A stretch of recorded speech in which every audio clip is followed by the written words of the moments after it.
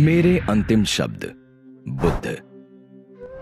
आप मानो न मानो, मैं बुद्ध बोल रहा हूं। मुझे अच्छी तरह याद है, मेरी तबीयत बुरी तरह बिगड़ गई थी।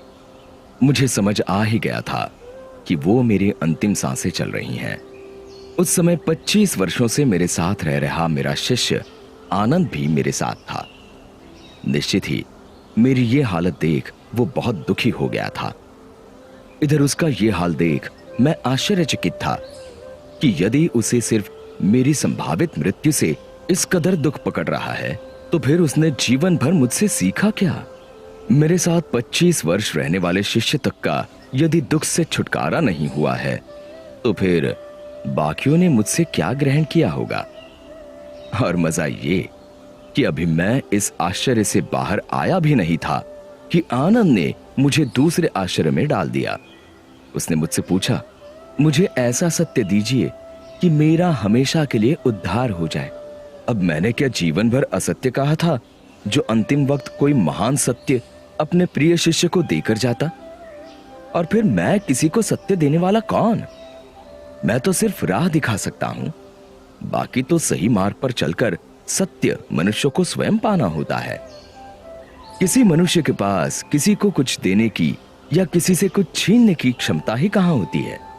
सो मैंने उससे कहा, भाई आनंद, अप्पदीपो भव, यानी अपने दीप स्वयं बनो।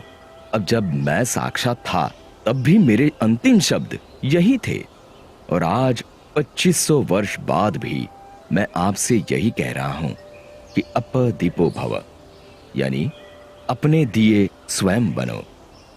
और सच कहूं तो ये मेरे मुख से निकले तमाम शब्दों और व्यवहारों का सार है।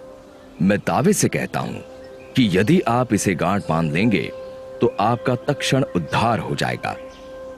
मुझे राह दिखानी थी तो दिखाकर चला गया। अब उस राह पर चलकर अपना सत्य आपको पाना है। इसमें मैं कुछ और नहीं कर सकता।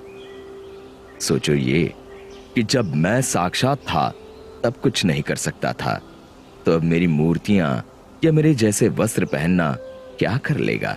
सो इन सब नौटंकियों से छूटो और स्वयं को भ्रम में डालने से बचो। सीधे सीधे मेरे बताए मार्ग पर चलकर अपने जीवन का सत्य खोजने में लग जाओ।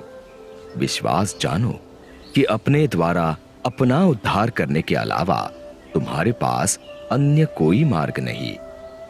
आपको अपना दीप बनकर अपने को रोशन स्वयं ही करना पड़ेगा।